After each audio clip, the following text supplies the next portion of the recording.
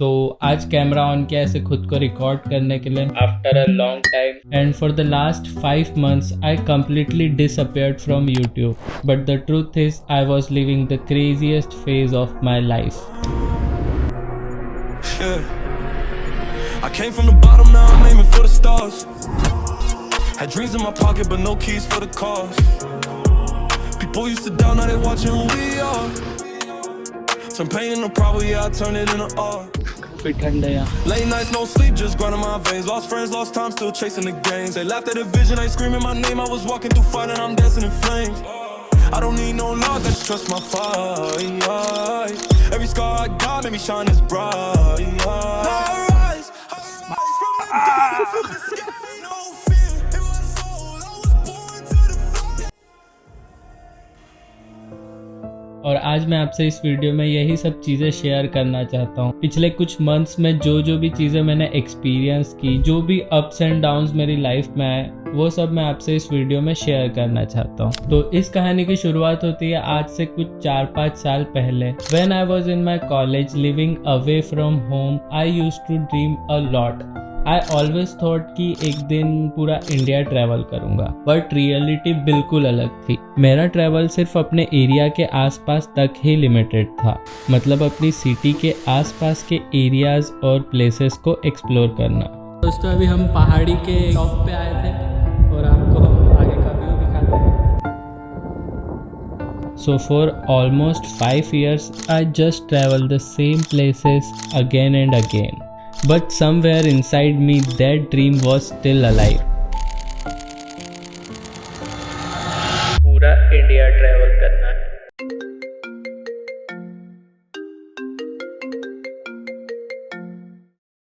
Hello, new year का क्या plan है?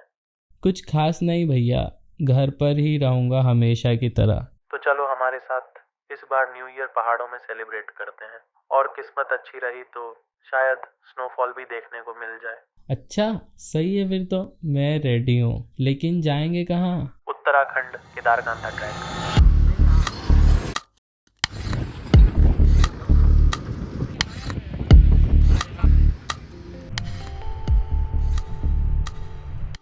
और उस मोमेंट पे मैं बहुत ज़्यादा एक्साइटेड हो गया था. जाने वाले हम 5 लोग थे और हमने ट्रेन के टिकट्स 1 मंथ पहले ही बुक कर लिए थे. और मैं बहुत खुश था क्योंकि मेरे पास अब वो सारी चीज़ें थी जो कि एक टाइम पे मैं चाहता था कि मेरे पास हो जब भी मैं ट्रैवल करूं. लेकिन वो कहते हैं ना कि लाइफ कभी भी सेम नहीं होती. इस सब के बीच में मेरी लाइफ का एक सबसे डिफ़िकल्ट फेज़ आया. Something happened that I can never forget. My dad had a severe heart attack. Everything was normal and suddenly everything is changed. मुझे याद है मैं, मेरी दीदी और एक मेरे भैया है, हम तीनों हॉस्पिटल में थे एंड डॉक्टर ने हमें अंदर बुलाया. And at that time I was literally crying when doctor said multiple blockages है, ऑपरेशन करना पड़ेगा. मैं बस प्रे कर रहा था उस टाइम कि सब ठीक हो जाए. And at that time I didn't want to talk to anyone.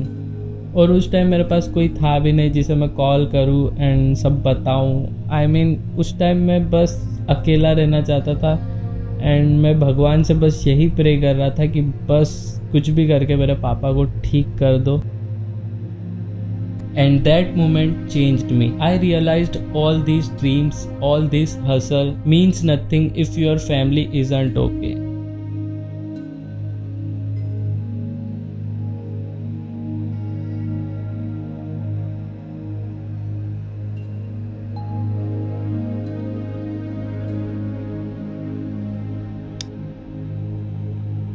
Thankfully operation successful हुआ एंड कुछ समय के बाद सब नॉर्मल होने लगा.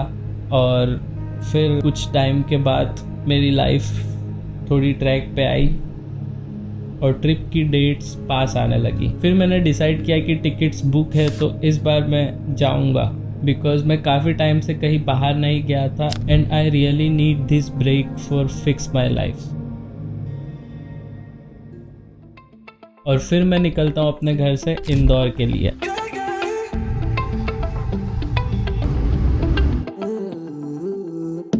वहाँ एक फ्रेंड के यहाँ स्टे करता हूँ एंड नेक्स्ट मॉर्निंग हमारी ट्रेन होती है. और देखते ही देखते ट्रेन जर्नी भी शुरू हो जाती है। हम पहले उतरते हैं सहारनपुर जंक्शन और वहां से बस पकड़कर हम पहुंच जाते हैं देहरादून।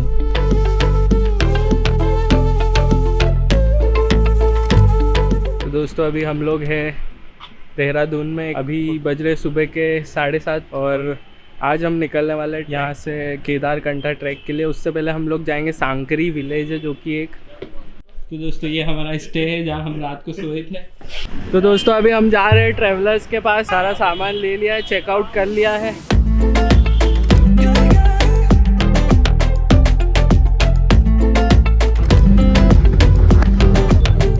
तो दोस्तों हमारी जो वैन है ट्रैवलर से वो सबसे लेट जा रही है। निकलने का टाइम था 7 समथिंग और हम जा रहे हैं, क्या टाइम है ना, 9:30 बजे। 9:30 बजे लेट पहुंचेंगे, पर लेकिन तू कर भी क्या सकता है यार। मैं कर क्या सकता हूँ। जैसे जैसे हम पहाड़ों की ओर जाते हैं नज़ारे काफ़ी सुंदर नज़र आने लगते हैं।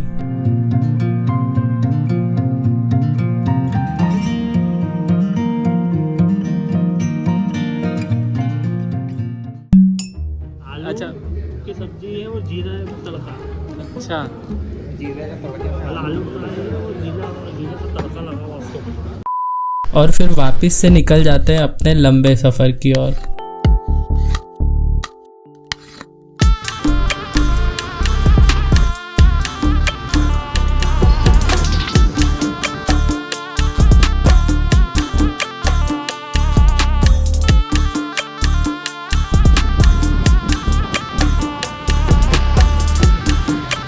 और हाँ, आपको ऐसी ट्रिप पे बहुत मज़ा आने वाला है अनटिल एंड अनलेस आपको मोशन सिकनेस ना हो मेरी तरह। एकदम बहुत ज़्यादा ख़राब हो गई थी। फिर एक जगह हमारी ट्रैवलर्स रुकती है और मैं थोड़ा बाहर की हवा खाता हूँ और मुझे फिर ठीक लगता है। मैं व्लॉग बनाने का भी ट्राई करता हूँ। फिर मैं देखता हूँ आगे लैंडस्लाइड की वजह से रास्ता ब्लॉक होता है। और जब आप उत्तराखंड जैसे हिली एरियाज़ में आओगे तो ये चीज़ कॉमन है। हर थोड़ी थोड़ी दूरी पे ऐसे लैंडस्लाइड आपको देखने के लिए मिलेंगे और वो ठीक भी हो जाते हैं जल्दी। तो हमने वहाँ थोड़ा वेट किया और हम फिर से निकल पड़े अपनी डेस्टिनेशन की ओर।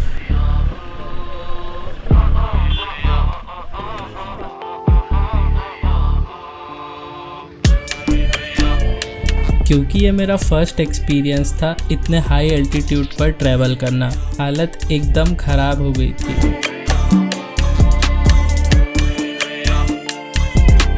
लेकिन धीरे धीरे मेरी बॉडी ने एडॉप्ट कर लिया था ऊपर जाते जाते। लेकिन परेश भाई की हालत अभी भी ख़राब थी। तो ऑलमोस्ट 13 घंटे का लंबा सफ़र करने के बाद हम फाइनली यहाँ पहुँच जाते हैं। तो दोस्तों फाइनली हम आ गए हैं। भाई ऐसा ना बोले, अपना होटल देख लो अभी। कल से ट्रैक स्टार्ट होगा और यहाँ तक पहुँचते पहुँचते हमारी सारी एनर्जी लगभग खत्म सी हो जाती है। और मेरे दिमाग में बस एक ही सवाल चल रहा था, क्या मैं ये ट्रैक कर पाऊँगा। दोस्तों के कहने पर आ तो गया था, लेकिन जैसे जैसे हम आगे बढ़ रहे थे ठंड काफ़ी ज़्यादा बढ़ रही थी। सेकेंड डे रहेगा आपका जो मेन ट्रैक रहेगा, जो कल से ट्रैक शुरू करेंगे वो रहेगा आपका सांकरी टू जूड़ा टू बेस कैंप, जो कि हमारा 2 किलोमीटर का ट्रैक रहेगा। वो तो मतलब सबसे इजी रहेगा क्योंकि 2 ही किलोमीटर का ट्रैक है, पर स्टिक ज़्यादा रहेगा। फिर आता मेन डे जिस मंजिल के लिए आए, बेस टू समिट पीक। फिर रात में हम लोग बॉन फायर करते हैं और अपने अपने रूम में जाकर सो जाते हैं। और जब मैं सुबह उठकर अपने रूम से बाहर का व्यू देखता हूँ, इट फेल्ट अनरियल। तो आज हमारा समिट का फर्स्ट डे है और मैं अभी हूँ सांकरी में और अभी बज रहे सुबह के 7 और यहाँ के व्यूज़ भाई बहुत प्यारे हैं।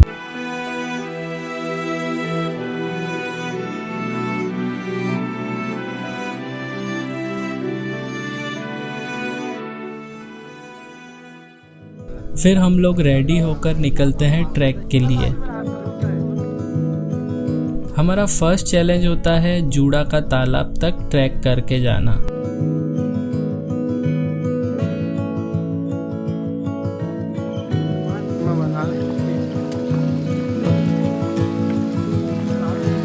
इसी बीच रास्ते में बहुत से ब्यूटीफुल व्यूज दिखते हैं और वहाँ की वाइब भी एकदम पीसफुल होती है।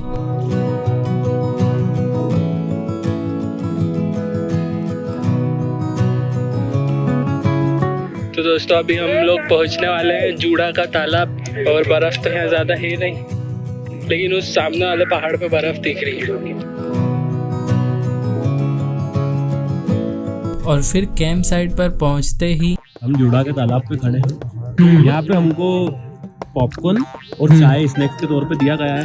हमारे एक बहुत उद्यान लोग हैं जो बिल्कुल पॉपकॉर्न के लिए हमको बर्तन दिए गए, तो किसी ने ग्लव्स में भरे हैं, किसी ने पॉकेट में भरा है, और हम लोग यहाँ खड़े होकर के चाय पिया है। हमारे पास भैया इधर मिल रही है खचरी की दूध जो कि वो फर्स्ट क्लास भाई। शाम होने से पहले हमें एक्सरसाइज करवाते हैं और कुछ इंस्ट्रक्शन दिए जाते हैं, लेकिन भाई यहाँ तो एक अलग ही कॉमेडी चल रही होती है।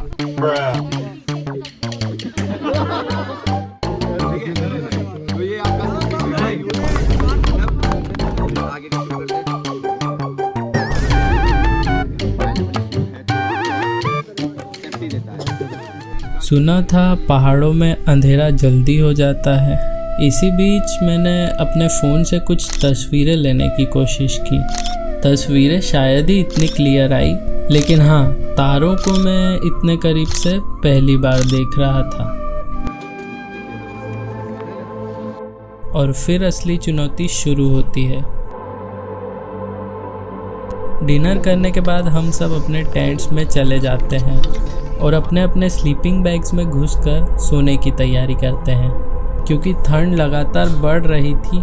रात होते ही टेम्परेचर लगभग -11 डिग्री सेल्सियस तक पहुंच जाता है, लेकिन इतने ठंड में भी हमारी मस्ती नहीं रुकने वाली थी।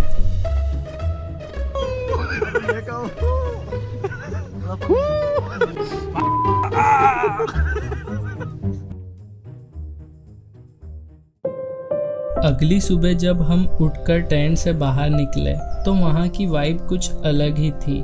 चारों तरफ एक अजीब सी शांति थी जो दिल को सुकून दे रही थी।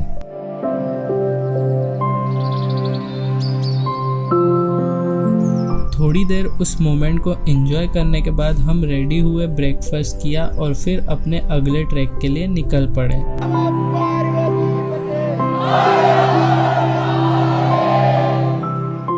जहां हमें बेस कैंप तक पहुंचना था।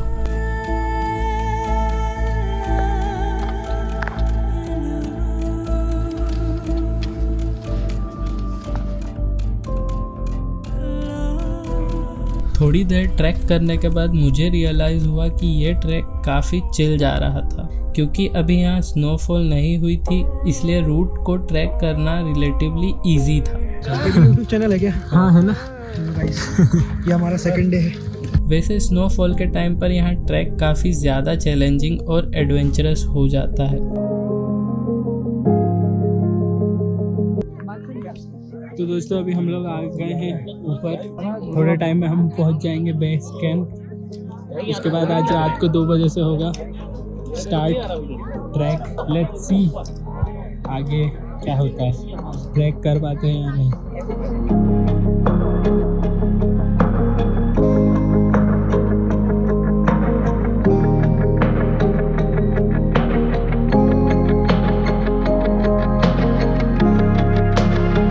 तो फाइनली दोस्तों हम लोग केदारकंठा बेस कैंप पहुंच चुके हैं और यहाँ के वाइब्स कुछ ऐसे हैं।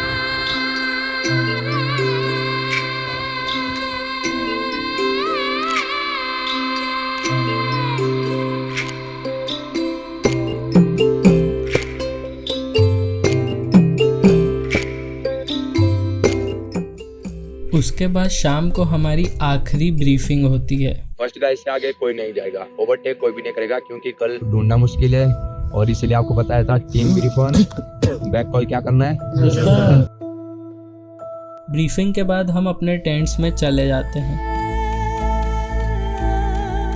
हमें जल्दी सोने के लिए भी कहा जाता है, क्योंकि आज का ट्रैक रात के 2 बजे से शुरू होने वाला होता है। बाहर इतनी ज़्यादा ठंड थी कि टेंट के अंदर तक ओस की बूंदें जम जाती है। काफ़ी देर तक जागने के बाद आखिरकार 2 बज ही जाते हैं और हमारा समिट ट्रैक शुरू हो जाता है। पता ही नहीं चला कि कब हम अपने ग्रुप में सबसे आगे पहुंच गए। किसी को अभी तक तो कोई समस्या नहीं हो रही, हम सर सबसे आगे चल रहे हैं हमारी लाइन में। ये हमारे प्रधान जी हैं। अभी 3:30 बज चुका है, अब देखते हैं आगे क्या होता है। चारों तरफ गहरा अंधेरा था, तेज ठंडी हवा चल रही थी, हर कदम के साथ थकान बढ़ रही थी, लेकिन समिट तक पहुंचने की इच्छा उससे भी ज़्यादा मजबूत थी।